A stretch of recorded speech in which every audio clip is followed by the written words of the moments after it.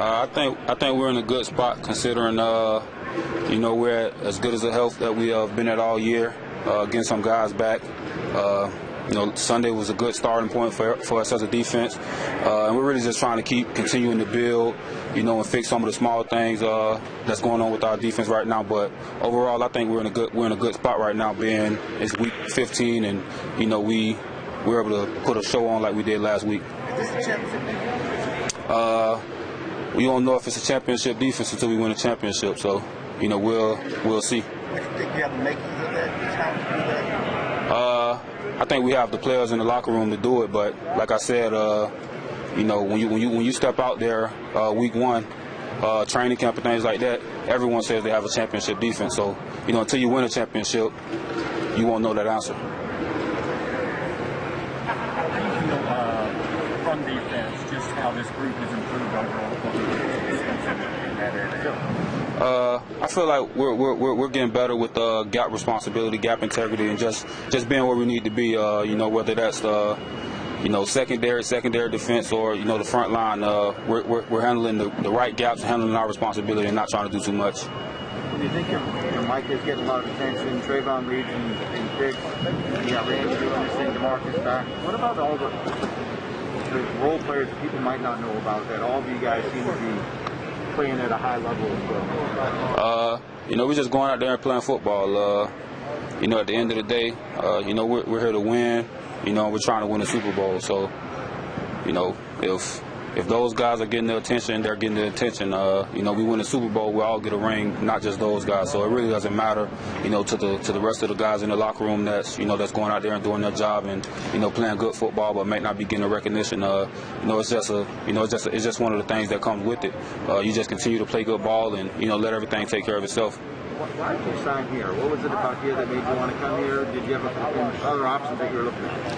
I had maybe 3 or 4 teams that I had an opportunity to talk to, but here I just felt like it was the best opportunity for me personally, and then just coming somewhere where I knew I get coached the best way. Being that Dan Quinn's been a guy that been to a Super Bowl, won a Super Bowl, and coached some great players, and guys that I look up to, and Cam Chancellor. So, that was part of the reason. And then, just being a part of an organization like this, where, I know it's held to such a high standard, and I hold myself to a high standard. So it was just a match made. Has what you've done this year exceeded expectations, or is it more you've gotten your opportunity and you've done what you thought you could have done all along? It may have exceeded some people's expectations, but it hasn't exceeded my expectations. I felt like I've been this player, and I'm just now getting the opportunity to showcase that. I can't do nothing but thank God, for putting me in this position and just blessing me the way He has. So I'm doing everything that I believed I could have done, and I'm just finally showing everybody else.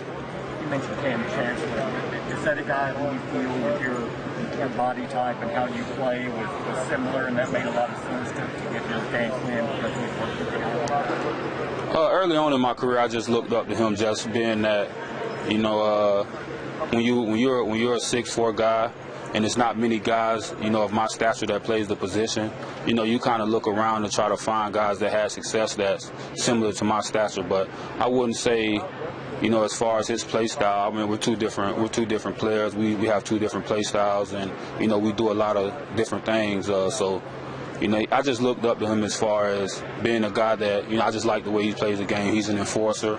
He imposes his will, and he's similar to my stature, so that was the main reason I looked up to him. We asked last week about Ron and his rookie season and liking things. What do you remember about his playing career?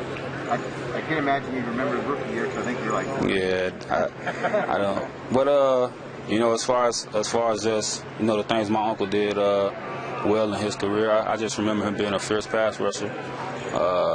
Being an athletic guy. A guy that didn't start out as a DN, but kind of started out on the back end and worked his way up, and until he ended up as a DN. So, he was a fast guy, but the main thing I remember from his game is he was a fierce pass rusher. His nickname seemed to match the way he plays. Yeah. And you know, you got a lot of that from his hands. His hands are freakishly large. So, you know, he was a specimen. He definitely was a specimen. Has he reached out to you at all during what Mike is doing now that he's getting close on this thing? We haven't talked about it. We haven't talked about the record yet, but probably after it's broken, we'll probably have a discussion about it. You know, it's hard to believe it won't be broken, being that we got 4 games left. He's like 2.5 sacks away. It's kind of hard to believe it won't be broken. I know, me knowing Micah, it's probably gonna get broken. You guys, I mean, going all the way back to like week 3, you were hip to what a good player Micah was, but even knowing that, just the run that he's been on the last 5 or 6 weeks, I mean, as a guy that's been in this league for as long as you have, how do you process that? Is it surprising at all? Or? Honestly, it is. I've never seen a rookie perform how he's performed. No way, shape, or form, like been a part of it. So just to see the things he does and the things he's continuing to do and gonna continue to do as he grows and become a older player, a smarter player. I haven't seen anything like it, and it's just, you know, it's just a testament to the player he is and how much of an athlete he is. You don't see a lot of rookies come in and do the things that he does, and, you know, can play off-ball linebacker and be a top 5 off-ball linebacker. Can get on the edge and be a top 5 pass rusher. You know, I got a lot of respect for a lot of guys in the league that does that well. You know, whether it's the Bobby Wagners and, you know, the T.J. Watts. It's just crazy that, you know, he can get off the ball and play just as good as a Bobby Wagner, or he can get on the line and play just as good as a T.J. Watt. And you just don't see that from a lot of people, especially being that he's a rookie and he's only 22 years old, and he's going to continue to get better. So you're saying he's a freak?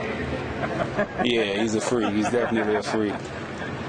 You're talking normally, it's like you're talking about him, you're talking about Lawrence back, and you have Gallimore, you've gotten all these guys back. How much does it do for the attitude of the defense? Because we normally in December it's more of attrition. You're losing guys. Now you're getting back some key guys. How does that just keep the excitement and the mentality and the energy you need to play at the level you play? It keeps it going just because it's like, it's just fresh faces. It's fresh faces. It's guys with fresh legs. It's guys that's ready to get going. That's bringing a type of juice that, you know, you may have not had because those guys haven't been on the field. So they're excited to be back on the field. So they're juiced up and ready to go. So, you know, it kind of everybody feeds off of that. When we got Law back, you know, you fed off of the energy because he was so happy to be back out there. When we got Neville and we got Randy back, you fed off the energy because they were so happy to be out there. So it's just kind of, you know, everybody's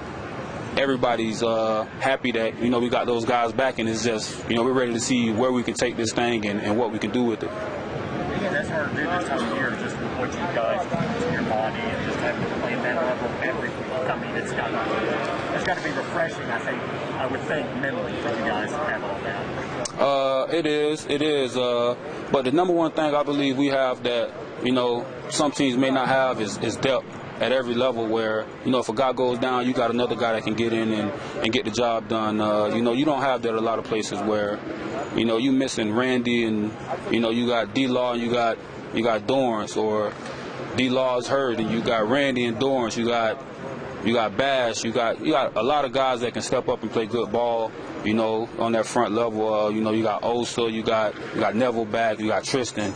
You know, you got a lot of guys that can get out there and play good ball, and I think that's going to be huge for us moving on down this line.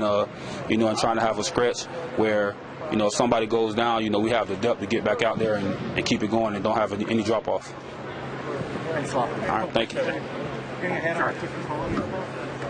What's your favorite Christmas tradition? I don't really have a favorite Christmas tradition. For me, you know, Christmas is just being around my family, you know, just being around everybody. My favorite Christmas tradition used to be opening gifts, but now I'm the gift giver, so I don't really have a favorite Christmas tradition. What was your favorite gift that you did open? My favorite gift that I did open would have to be my Rolex I got my rookie year. Yeah, that would be my. As a kid, my favorite gift as a kid would have to be when I got my first Xbox. That was my favorite gift as a kid. I'm a gamer, so yeah. All right, thank you, appreciate it.